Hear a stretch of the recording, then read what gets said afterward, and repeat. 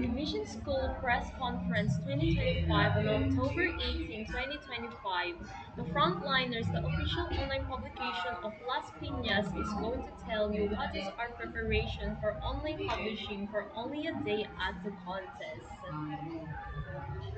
Five members of the frontliners went to school at 5 o'clock a.m., sharp to set up an inventory check-in. At 7 a.m., we ride a service car from our campus to go to Las Piñas National High School main.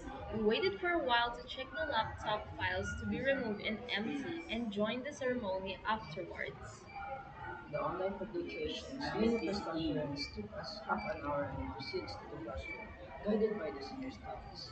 While our sports and photo journey watched the match to get more information. Now we are here to observing the truth and nothing but the truth.